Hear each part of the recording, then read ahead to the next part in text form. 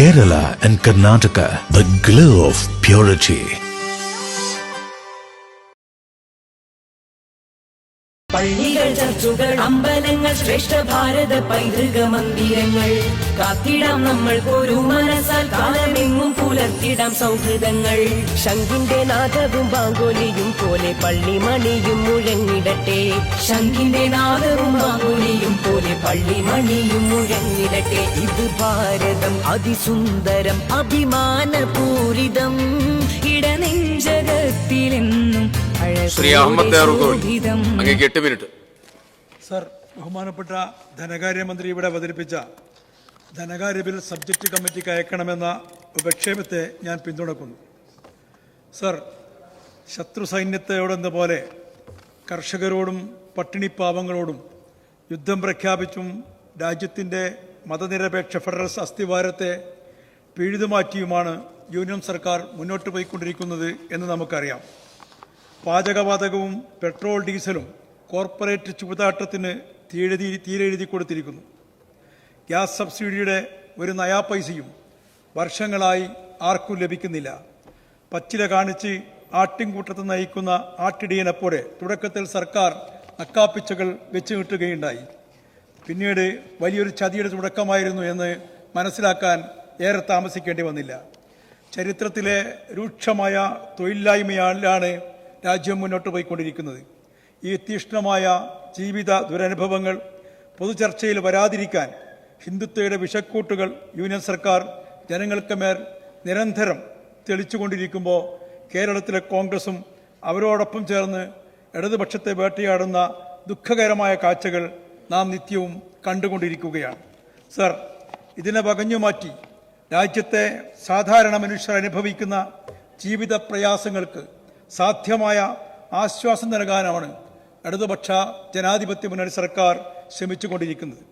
Sir, union ബജറ്റിൻ്റെ അടങ്കൽ തുകയായ 48 ലക്ഷം കോടിയുടെ 36% കടമെടുക്കുന്ന കേന്ദ്ര സർക്കാർ ആകെ ചെലവിൽ 12 ലക്ഷം കോടി രൂപ, അതായത് 25% കടത്തിൻ്റെ പലിശ തിരിച്ചടക്കാൻ ചിലവിടുന്ന യൂണിയൻ സർക്കാർ ഒരു ഭാഗത്ത്, മറുഭാഗത്ത് GDP-യുടെ 2.4%, അതായത് 15% മാത്രം പലിശ അടവിലേക്ക് നീക്കിവെക്കുന്ന കേരള സർക്കാരിനോട് പ്രതിപക്ഷം പറയുന്നു കേരളം കടം വാങ്ങരുത് എന്ന്. സർ, യൂണിയൻ ഗ്രാന്റ് 2022 30,000 കോടിയാണ് നൽകിയിരുന്നത്. ഈ വർഷം ഇത് 11,000 കോടിയാക്കി ചുരുക്കപ്പെട്ടപ്പോൾ സ്വാഭാവികമായും ഇതിനെതിരെ പ്രതികരിക്കേണ്ടവർ കാമായെന്ന് പോലും ഉച്ചരിക്കുന്നത് നമ്മൾ കണ്ടില്ല. 2022 മൊത്തം ബജറ്റ് ചെലവ് 1,38,000 കോടിയിൽ നിന്ന് 1,68,000 കോടിയാക്കി ഉയർത്തിയാണ് കേരളം വീഴില്ല എന്ന് നാം ഉറക്കെ പ്രഖ്യാപിച്ചത്. 2022-23 GST വരുമാനം 29,513 കോടിയിൽ നിന്ന് നടപ്പ് വർഷം 32,596 കോടി, 10% വർധനക്കുള്ള ശക്തമായ പദ്ധതികളാണ് സർക്കാർ ലക്ഷ്യമിട്ട് മുന്നോട്ട് പോയിക്കൊണ്ടിരിക്കുന്നത്. സർ, പ്രതിപക്ഷത്തിന് ഏറെ ശ്വാസം മുട്ടൽ അനുഭവിക്കുന്ന ഒരു കണക്ക് പറയാം. കഴിഞ്ഞ 3 വർഷമായി സംസ്ഥാനത്തിന് നികുതി വരുമാനം വർദ്ധിച്ച് 60% എത്തിയിട്ടുണ്ട്. 2020-21 47,661 കോടി രൂപയായിരുന്നുവെങ്കിൽ ഈ വർഷം 74,258 കോടിയായി ചരിത്രപരമായ നേട്ടമുണ്ടാക്കിയ സർക്കാരാണ് നമ്മുടെ കേരള സർക്കാർ. എല്ലാ പഴുതുമടച്ച് കേന്ദ്രം കഴുത്തിന് പിടിച്ചിട്ടും അനിതര സാധാരണമായ ധനമാനേജ്മെന്റിലൂടെയാണ് ബഹുമാനപ്പെട്ട മന്ത്രി ബാലഗോപാൽ നാടിനെ ഒലയാതെ നയിച്ചുകൊണ്ടിരിക്കുന്നത്. സർ, കഴിഞ്ഞ 3 വർഷവും കേരളത്തിന്റെ സമ്പദ്ഘടന ദേശീയ ശരാശരിയേക്കാൾ 6.6% അധികമാണ്. നിത്യോപയോഗ സാധനങ്ങളുടെ വിലക്കുറവിന്റെ ഇൻഡെക്സിൽ ഇന്ത്യയിൽ ഏറ്റവും വിലക്കുറവുള്ള നാടിലാണ് കേരളം.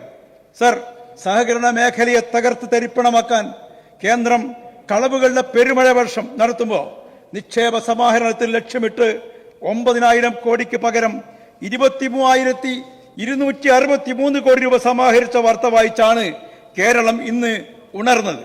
സർ, മതനിരപേക്ഷതയ്ക്ക് കാവലൊരുക്കിയും ഫെഡറലിസത്തെ സംരക്ഷിക്കാൻ മുന്നിൽ നിന്നും സംഘപരിവാറിന്റെയും മറ്റു മുഴുവൻ മതവർഗീയവാദികളോടും മതാന്ധതയോടും സമരസപ്പെടാത്ത സമരനിര പടുത്തുയർത്തിയാണ് കേരളം ഇന്ത്യക്ക് മാതൃകയാകുന്നത്.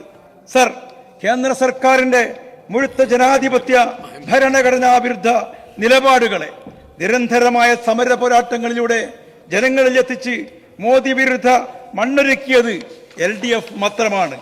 എന്നാൽ മണ്ണും ചാരി നിന്നവൻ പെണ്ണും കൊണ്ടുപോയി എന്ന പോലെ ഈ മണ്ണിൽ വിത്തെറിഞ്ഞ് UDF ഈ ലോക്സഭാ തെരഞ്ഞെടുപ്പിൽ വിജയിച്ചു എന്നത് ഒരു യാഥാർത്ഥ്യം തന്നെയാണ്. അതിൽ അഹങ്കരിക്കാനുള്ള വിജയമായി നിങ്ങൾ കാണരുതെന്നാണ് ചരിത്രമെടുത്ത് വായിക്കുന്ന ഒരു ചരിത്ര വിദ്യാർത്ഥി എന്ന നിലക്ക് നിങ്ങളെ എനിക്ക് ബോധ്യപ്പെടുത്താനുള്ളത്. ഈ വസ്തുതകൾ മറ്റാരെക്കാളും തിരിച്ചറിഞ്ഞത് UDF നേതൃത്വവുമാണ്. അതുകൊണ്ട് തന്നെ അവരുടെ നെഞ്ചിലും വയറ്റിലും കത്തുന്ന തീ മറക്കാനാണ് പെരും നുണകളുടെ മഹാപ്രവാഹം വലതുപക്ഷ മാധ്യമങ്ങളെ കൂട്ടുപിടിച്ച് ഇവിടെ പടച്ചുവിട്ടുകൊണ്ടിരിക്കുന്നത്. സർ, പരിശുദ്ധ ഖുർആനിൽ ഒരു സൂക്തമുണ്ട്, ജായിൽ ഹക്കും വദഹക്കൽ ബാത്തിലു ഇന്നൽ ബാത്തില കാന സഹൂക. സത്യം പുലർന്നു, അസത്യം തിരോഭവിച്ചു, നിശ്ചയം അസത്യം തകരാനുള്ളതാണ്. സർ, കേരളം ഈ ഇരുട്ടുകളെല്ലാം അതിജയിച്ച് സൂര്യശോഭയോടെ ജ്വലിച്ചു നിൽക്കുക ചെയ്യുമെന്ന് നമുക്കുറപ്പിക്കാം. ഈ ധനിയോ വിനിയോഗ പ്രമേയത്തെ ഞാൻ പിന്തുണയ്ക്കുന്നു. നന്ദി, നമസ്കാരം.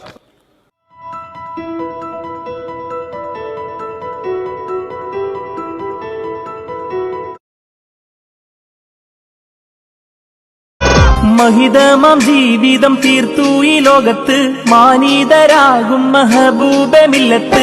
മനസ്സാലറിഞ്ഞാൽ സ്നേഹിച്ച പൂമുത്ത് പതിമാനം സേട്ടു സാഹിബെന്നും ഇസ്സത്ത്.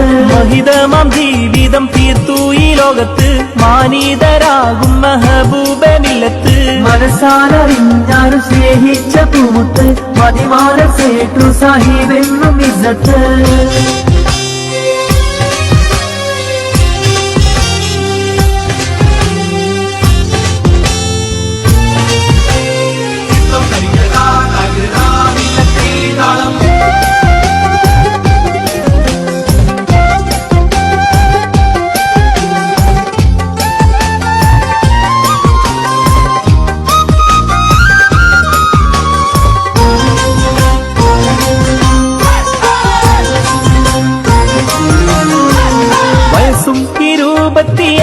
തുടങ്ങിയേ വഴിയായി രാഷ്ട്രീയം നേരായ പാതയെ. വാക്കെന്നു വാളാക്കി എതിരേറ്റു തിന്മയെ വാചാലനായി നേടി നാടിന്റെ നന്മയെ. രാജ്യസഭാ തെന്നിൽ എത്തി 60 അവകാശ പോരാട്ടം കണ്ടു നമ്മൾ നേരിൽ. അർപ്പിതമായുള്ള ദൗത്യം അതെന്തെന്ന് അറിഞ്ഞെന്ന് നമ്മളിലൊക്കെ നേടിത്തന്ന്. മഹിതമാം ജീവിതം തീർത്തു ഈ ലോകത്ത് മാനീതരാകും മഹബൂബമില്ലത്ത്.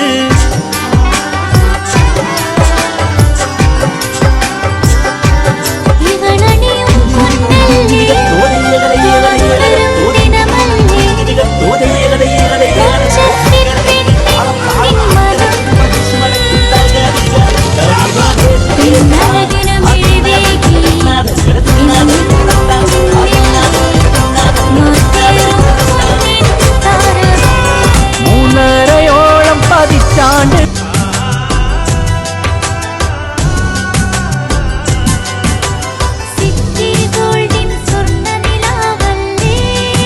City Gold, Gold and Diamonds, Kerala and Karnataka, the glow of purity. City Gold, Gold and Diamonds, Kerala and Karnataka. നമ്മളെല്ലാവരും വീട്ടിൽ പാചകവാതകം അഥവാ ഗ്യാസ് സിലിണ്ടർ ഉപയോഗിക്കുന്നവരാണ്. അതുകൊണ്ട് തന്നെ ഗ്യാസ് സിലിണ്ടർ കൊണ്ട് എന്തെങ്കിലും അപകടമുണ്ടാകുമോ എന്ന ഭയവും നമ്മളെ സദാ അലട്ടിക്കൊണ്ടിരിക്കുന്നു.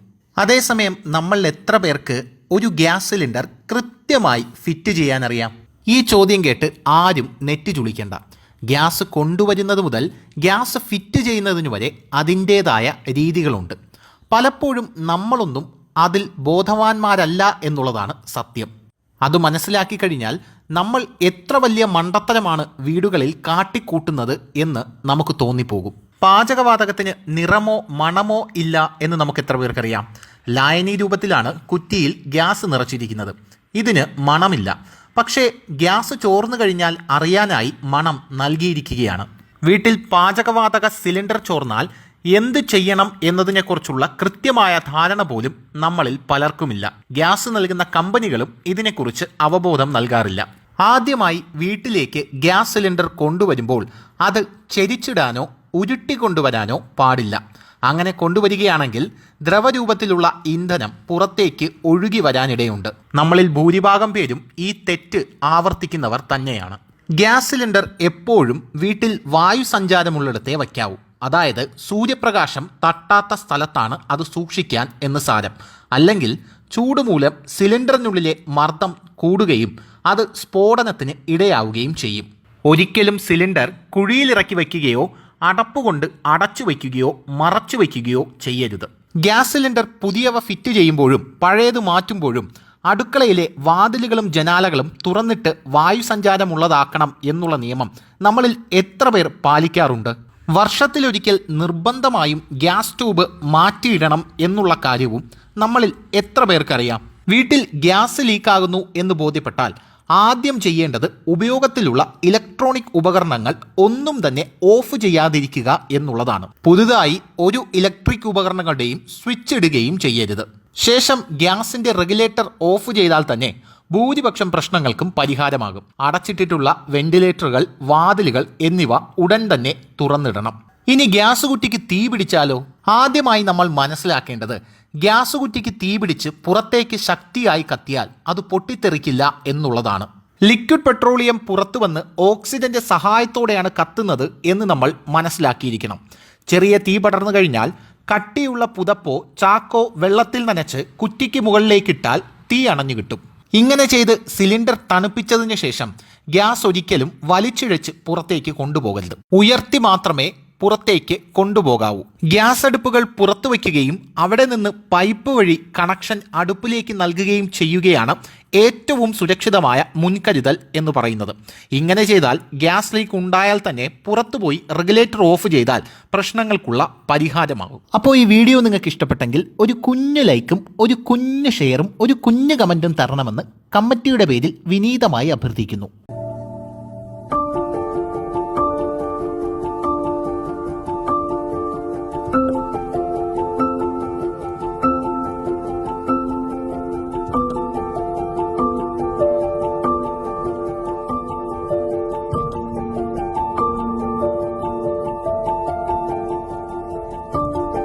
Venus Trading and Services, your trusted partner in Qatar. Looking for reliable services in Qatar? Welcome to Venus Trading and Services, your trusted partner near Al Said Bakery in Muntasa, Doha. Let us introduce our range of activities. At Venus Trading and Services, we offer certificates attestation in India and Qatar, legal translation in several languages, police clearance certificates, data flow and prometric, company formation, health card services. Our experienced team ensures smooth and hassle-free processes. Choose Venus Trading and Services as your trusted partner in Qatar. Contact us today, 55488910. Venus Trading and Services, near Al Said Bakery in Muntasa, Doha. Partner with Al Farha Tours and Service.